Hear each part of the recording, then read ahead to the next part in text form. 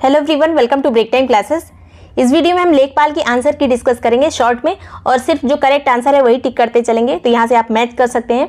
इसके अलावा अगर पेपर का लेवल देखा जाए तो जैसा कि ग्रुप वगैरह में बातें हो रही, जो पेड ग्रुप है उसमें लोगों का जो रिस्पॉन्स है काफ़ी पॉजिटिव है, तो मॉडरेट टू ईजी कहा जा सकता है पेपर का लेवल। हिंदी काफ़ी ज़्यादा ईजी है, मैथ भी काफ़ी ईजी है, जीएस में भी नॉर्मली क्वेश्चन है। ग्रामीण परिवेश में केवल एक सेक्शन से ज़्यादा क्वेश्चन दे दिए गए थे, और जिसने भी योजना में सिर्फ डेट याद रखी होंगी उनको काफ़ी यहाँ पे नुकसान झेलना पड़ा होगा। मैंने कहा था कि उद्देश्य अब ज़्यादा पूछे जाते हैं, किस लिए वो योजना बनाई गई है, वो चीज़ें ज़्यादा पूछी जा रही हैं, जैसा कि आपने सप्लाई इंस्पेक्टर वाले पेपर में भी देखा होगा। तो अब ट्रेंड चेंज हो रहा है, डेट की जगह पे अब उद्देश्य और किस कारण से, कौन सा मंत्रालय, ये सब चीज़ें ज़्यादा पूछी जा रही हैं। शुरू करते हैं यहाँ पे। और जितनी भी योजनाएं पूछी गई हैं उसका सबका वीडियो भी मैंने कवर किया हुआ था शॉर्ट में। सभी योजना के अगर आप वीडियो देख लेते तो वहाँ से हो जाता। करते पहला है ये पैसेज। तो पहला यहाँ पे ऑप्शन है, ये जी वाला जो सेट है वो है। तो यहाँ से आप क्वेश्चन दे सकते हैं, असफल व्यक्ति क्या अर्जित करता है? तो अनुभव की संपत्ति अर्जित करता है। ऑप्शन यहाँ पर बी होगा। मनुष्य को किस प्रकार कर्तव्य पालन करना चाहिए? उपर्युक्त सभी इसमें सही होगा। निष्काम भाव से सफलता, असफलता की चिंता किए बिना, आशा निराशा के चक्र में फंसे बिना। मनीषियों ने सफलता की कुंजी किसे कहा है? तो असफलता को कहा है। आगे चलते हैं।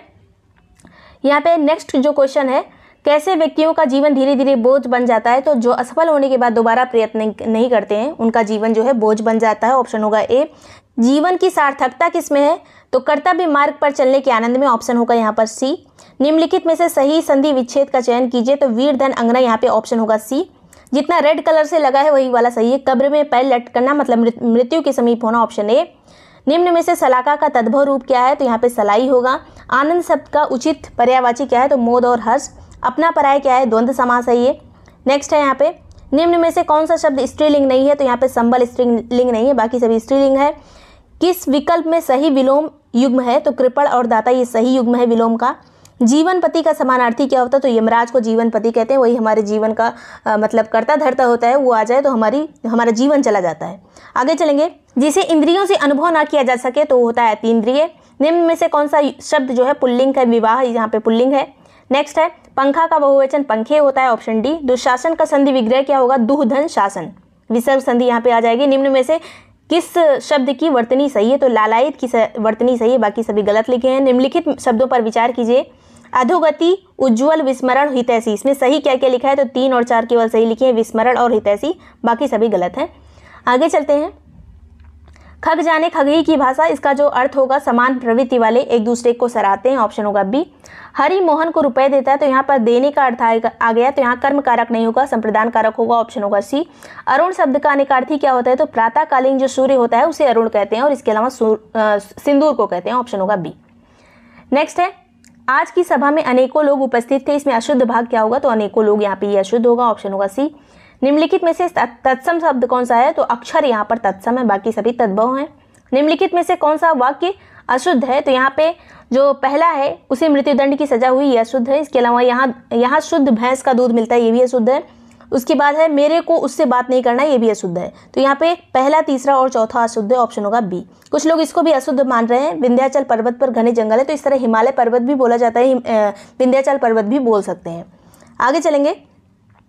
यहाँ पे ये एक एग्जैक्ट आंसर की नहीं है, ऑफिशियल नहीं है, तो 3-4 क्वेश्चन आपको इधर उधर मिल सकते हैं। नीचे दिया गया है ग्राफ, यहाँ पे मैथ वाले सेक्शन में चलते हैं। तो यहाँ पे पहले वाले का जो सही ऑप्शन है, यहाँ पे 1996-97 में जो कंपनी की आय समीक्षाधीन अवधि में औसत आय का लगभग कितना प्रतिशत थी? तो इसका सही ऑप्शन होगा 125%। नेक्स्ट है, इस वाले में जो अनुपात वाला क्वेश्चन था, इसमें 5:3 होगा। Option C. 1997-98 में कंपनी की आय 94-95 से कितनी गुना थी? तो 1.5 गुना थी। ऑप्शन होगा यहाँ पर सी। नेक्स्ट है, यहाँ पे 97-98 में कंपनी की आय में 93-94 की तुलना में कितने प्रतिशत की वृद्धि हुई? तो यहाँ पे 100%। ऑप्शन होगा बी। 94-95 में 95-96 तक कंपनी की आय में लगभग प्रतिशत की गिरावट कितनी थी? तो 7%। ऑप्शन होगा ए। यहाँ पे इस त्रिभुज वाले क्वेश्चन में सही जो ऑप्शन होगा यहाँ पर खाली जगह में, वो होगा आधा। नेक्स्ट है बारंबारता वाला क्वेश्चन, इसका सही ऑप्शन होगा 4।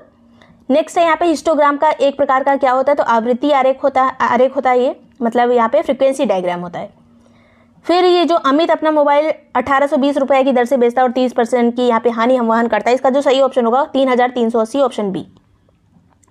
फिर है राहुल का वेतन मोहन के वेतन से 20% अधिक। ये वाला क्वेश्चन का जो सही ऑप्शन होगा वो होगा 11%, ऑप्शन ए।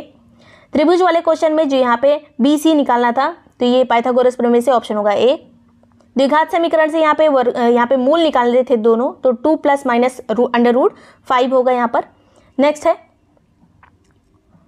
समानांतर चतुर्भुज के विकर्णों की लंबाई क्रमशः 4 सेंटीमीटर और 6 सेंटीमीटर है। इसका यहाँ पे दूसरी भुजा की अनुपातिक लंबाई ज्ञात करनी थी, ऑप्शन होगा यहाँ पर बी, ऑप्शन 5। समचतुर्भुज का परिमाप 120 सेंटीमीटर है। किन्हीं दो समानांतर भुजाओं के बीच की दूरी 12 सेंटीमीटर है। समचतुर्भुज का क्षेत्रफल सेंटीमीटर स्क्वायर में ज्ञात कीजिए। 360 यहाँ पे ऑप्शन होगा करेक्ट बी। एक बारंबारता बहुभुज अनेक भुजाओं वाला क्या होता है, तो एक क्लोज्ड फिगर होता है, बंद आकृति होता है, ऑप्शन होगा डी। इसका लघुत्तम समापवर्त निकालना था, ऑप्शन होगा 12, ऑप्शन डी। दो संख्याओं का HCF 11 है, उसके LCM के अन्य दो गुणनखंड 13 और 17 हैं। दो संख्याओं में से इसमें छोटी कौन सी संख्या है, तो 143 होगा, 143, ऑप्शन होगा सी। बहुलक ज्ञात करना था तो यहाँ पे देख के ही आपको लग जाएगा, ऑप्शन होगा यहाँ पर A 3। माध्यिका यहाँ पे निकालनी थी, माध्यिका में यहाँ पे सही ऑप्शन होगा 13, इसको अरेंज करके लिखने के बाद। समबाहु त्रिभुज का परिमाप ज्ञात कीजिए इसमें, तो जिसका आधार 18 सेंटीमीटर है, तो यहाँ पे 54 आंसर होगा। इसको सॉल्व करना था सिर्फ, यहाँ पे 63 आंसर आ रहा था। नेक्स्ट है 15 संख्याओं का माध्य 30 है। यदि प्रत्येक संख्या में 3 जोड़ दिया जाए तो नया माध्य क्या होगा, 33 होगा। नेक्स्ट है 2240 के गुणनखंडों का योग ज्ञात कीजिए, तो गुणनखंड का योग होगा 6096, 6096। नेक्स्ट है यहाँ पे क्षेत्रफल निकालना है आयत का, इसका सही ऑप्शन होगा 132, बस इस पे मल्टीप्लाई करना था। संचयी बारंबारता बंटन नीचे दिया गया है, यहाँ पे जो सही ऑप्शन होगा ये होगा 1921, ऑप्शन डी। नेक्स्ट है सबसे लंबा जो राजमार्ग है, ये हमने राजमार्ग वाले सेक्शन में किया था, ये एक अलग वीडियो में NH2 होगा। NH2 की लंबाई उत्तर प्रदेश में सबसे ज़्यादा है। निम्नलिखित में से किस अनुसूचित जनजाति की जनसंख्या उत्तर प्रदेश में सबसे ज़्यादा है, तो थारू जनजाति है। एक गोंड जनजाति होती है, गोंड एक बड़ा समुदाय है, उसके अंतर्गत आती है थारू जनजाति, ये मैंने पेड वाले में बताया था। नेक्स्ट है उत्तर प्रदेश भारतीय संघ में कितने राज्यों के साथ अपनी भारतीय संघ कितने राज्यों के साथ अपनी सीमा साझा करता है, तो यहाँ पे केंद्र शासित प्रदेश भी पूछा जा रहा है और नॉर्मल स्टेट भी पूछा जा रहा है, तो दिल्ली को मिला के 9 राज्य हो जाते हैं, ऑप्शन होगा सी। उत्तर प्रदेश की अर्थव्यवस्था पर किस पर आधारित है, तो कृषि पर आधारित है। नेक्स्ट है ITCT किसे कहते हैं, लखनऊ को कहते हैं। निम्नलिखित में से कौन सा जल डमरू भूमध्य सागर को अटलांटिक महासागर से जोड़ता है, तो जिब्राल्टर जल डमरू मध्य जो कि अफ्रीका और यूरोप के बीच में है, भूमध्य सागर को अटलांटिक महासागर से जोड़ता है। निम्नलिखित में से किसे उत्तर प्रदेश के में मंदिरों के शहर के रूप में जाना जाता है, तो वाराणसी को जाना जाता है। ऑप्शन देख के ही यहाँ पे समझ में आ रहा है, कई सारे क्वेश्चन ऐसे हैं और इसमें मैच करना एक भी पता होता तो हो जाता है। यहाँ पे ऑप्शन होगा A, option A B C D A। Next है आप कंप्यूटर वायरस का कैसे पता लगा सकते हैं, तो ईमेल अटैचमेंट खोल के हम पता लगा सकते हैं।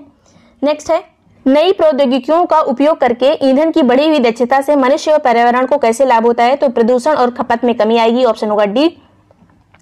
नेक्स्ट है कौन नेपाल में हिमालय पर्वतमाला में एवरेस्ट बेस कैंप को फतेह करने वाली सबसे कम उम्र की भारतीय पर्वतारोहियों में से एक बन गई है, इनका नाम है रिधम ममानिया। नेक्स्ट है किस रियासत के खिलाफ ऑपरेशन पोलो चलाया गया था, तो ऑपरेशन ये पोलो चलाया गया था हैदराबाद के खिलाफ, जो बाद में पहले 3 जो रियासतें थी वो भारतीय संघ में शामिल नहीं हुई थी, जैसे कश्मीर हो गया, जूनागढ़, हैदराबाद, ये तीनों शामिल नहीं हुई थी, इन्हें बाद में शामिल किया गया था, तो हैदराबाद ऑपरेशन पोलो के तहत शामिल हुआ था। नेक्स्ट है किस देश ने मई 2022 में ब्रिक्स विदेश मंत्रियों की बैठक की अध्यक्षता की, तो चाइना ने की थी। सुभाष चंद्र बोस को देश नायक किसे कहा गया था, तो रविन्द्रनाथ टैगोर ने कहा था सुभाष चंद्र बोस को देश नायक। इसके अलावा काफ़ी लोगों ने इसमें महात्मा गांधी लगा दिया होगा गलती से, लेकिन महात्मा गांधी ने सुभाष चंद्र बोस की उस तरह से कभी तारीफ नहीं की थी। नेक्स्ट है बैफिन द्वीप किस देश में स्थित है, तो कनाडा में स्थित है। प्रेस की स्वतंत्रता किसके अंतर्गत आती है, किस आर्टिकल के, आर्टिकल 19। मैंने बोला था कि आप लोग 51 तक आर्टिकल सभी पढ़ लीजिए, कई सारे पूछे जा सकते हैं। भारत में निम्नलिखित में से किस राज्य में सबसे कम लोकसभा की सीटें हैं, तो ये लोकसभा की सीटें सबसे कम है सिक्किम में, ऑप्शन होगा सी। सिक्किम में सबसे कम जनसंख्या है तो सबसे कम लोकसभा की सीटें भी होंगी। EFT का पूर्ण रूप क्या है, electronic fund transfer. BC Roy पुरस्कार किस क्षेत्र में दिया जाता है, चिकित्सा के क्षेत्र में दिया जाता है। ये खुद एक बहुत बड़े डॉक्टर थे, पश्चिम बंगाल में इनका जन्म हुआ था। नेक्स्ट है किस पंचवर्षीय योजना के बाद रोलिंग प्लान आया था, तो 5वीं पंचवर्षीय योजना के बाद रोलिंग प्लान आया था। पंचवर्षीय योजना वाले सेक्शन में सभी चीज़ें कवर हैं इसमें। 1942 में जो भारत छोड़ो आंदोलन हुआ था उस टाइम पे वायसराय कौन था, तो लॉर्ड लिनलिथगो था, ऑप्शन होगा ए। नेक्स्ट है, सती प्रथा को किसके द्वारा समाप्त किया गया था? तो विलियम बेंटिंक के द्वारा 1829 में। नेक्स्ट है, ब्रिटिश शासन के दौरान भारत की अधिकांश जनसंख्या जीविका के लिए किस क्षेत्र पर निर्भर थी? तो ये प्राथमिक क्षेत्र पर निर्भर थी, कृषि के क्षेत्र पर निर्भर थी।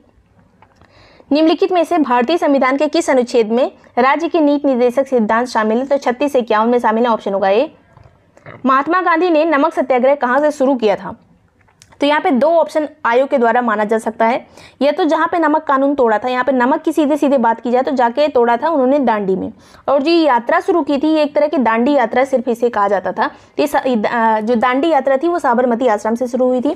नमक सत्याग्रह जो है यहाँ पे हुआ था दांडी में जाके, तो साबरमती से दांडी तक की यात्रा चली थी। अब आयोग कौन सा आंसर मानता है वो आप देखिएगा।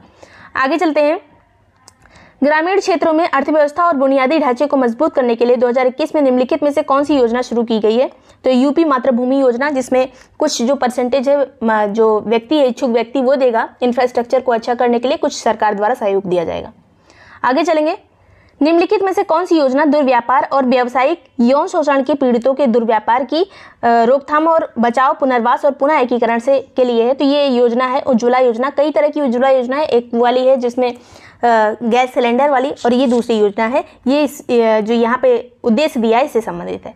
आगे चलते हैं, नेक्स्ट क्वेश्चन है, निम्नलिखित में से कौन सी योजना हमारे देश के पारंपरिक कलाओं शिल्पों के संरक्षण और अल्पसंख्यक समुदायों के पारंपरिक कारीगरों और शिल्पकारों की क्षमता निर्माण के लिए है? तो उस्ताद योजना। ये सभी योजना मैंने छोटे छोटे वीडियो में कराई थी, अगर जिसने भी ध्यान से देखा हो या अभी भी देख ले, आगे वाले एग्जाम्स में भी ये हेल्प करेंगे।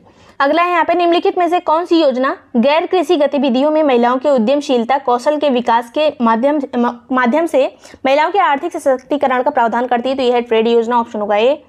नेक्स्ट है, कन्या विद्याधन के तहत कितना जो रुपए मिलते हैं? तो 30,000 रुपये, ऑप्शन होगा सी।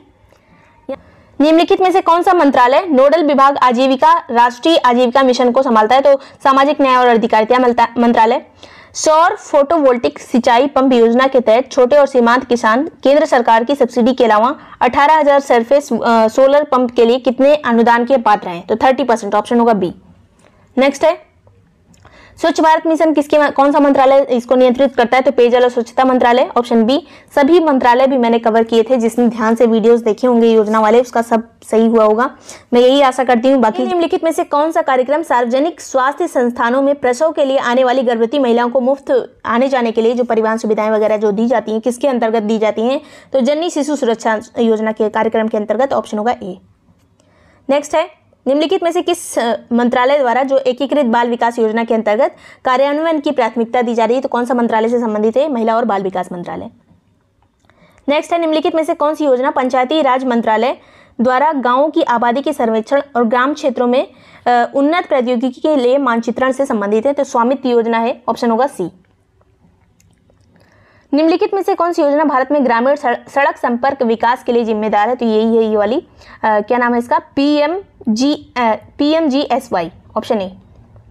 निम्नलिखित में से किसी योजना का उद्देश्य पूरे देश में महिला स्व सहायता मॉडल को सशक्त बनाना है? तो ये पहली वाली योजना है राष्ट्रीय ग्रामीण विकास फेलोशिप योजना, ऑप्शन ए। नेक्स्ट है, निम्नलिखित में से कौन सी योजना के तहत किसी भी ग्रामीण परिवार के वयस्क को एक वित्तीय वर्ष में 100 दिन की रोजगार गारंटी जो योजना है यही है, यही नाम है ग्रामीण रोजगार गारंटी योजना, ऑप्शन डी। नेक्स्ट है, भारत सरकार की निम्नलिखित में से कौन सी योजना विधवाओं बुजुर्गों विकलांग लोगों की जो पेंशन से संबंधित है?